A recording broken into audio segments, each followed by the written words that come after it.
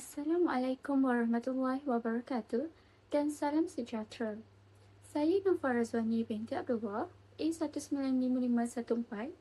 Pada hari ini saya akan membentangkan tajuk pendidikan kanak-kanak oleh ibu bapa dan Islam bagi kod kursus LMCP 1602. Tajuk ini menekankan peranan ibu bapa sebagai pendidik utama dalam membentuk kepribadian dan akhlak anak-anak menurut ajaran Islam. Pendidikan dalam Islam bukan hanya tertumpu kepada pencapaian akademik, tetapi merangkumi pembentukan akidah, akhlak dan cara hidup yang berlandaskan syariat Islam.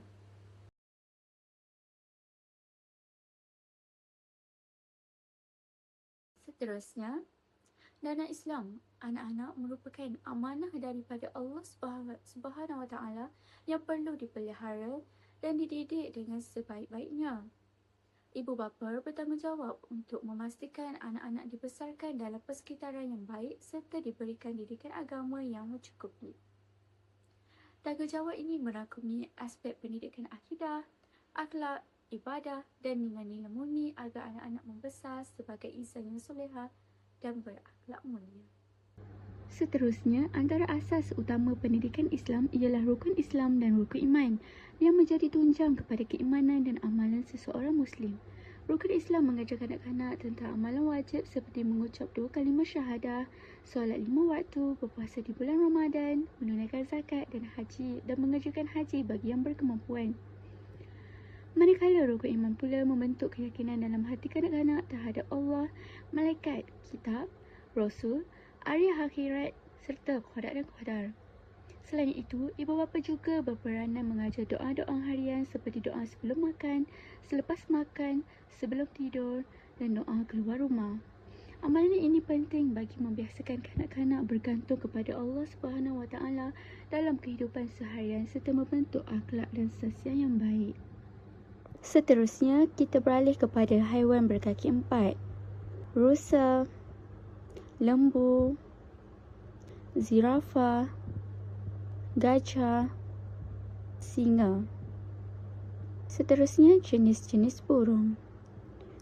Burung kakak tua, burung merpati, burung merak, burung hantu dan burung helang. Seterusnya, kita akan beralih kepada bendera-bendera negara.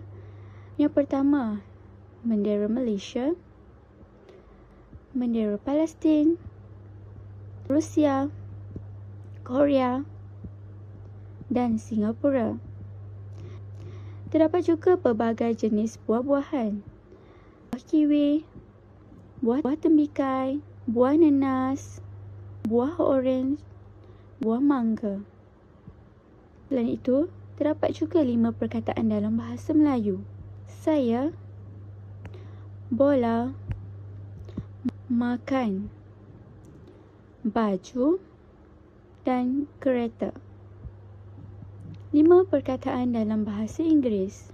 Happy, when, eat, she, go.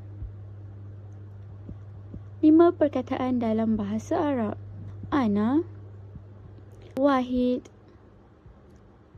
Asadun, Yadun dan Sya'run.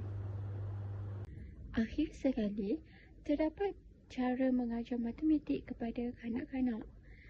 Di sini terdapat bintik-bintik merah yang disusun secara rawak dan mengandungi nombor di antara 31, 32, 33, 34 dan 35. Di dalam gambar yang pertama terdapat 31 nombor, 32, 33, 34 dan 35. Ibu bapa boleh meminta kanak-kanak mengira jumlah bintik bagi setiap nombor. Sekian, itu sahaja daripada saya. Terima kasih.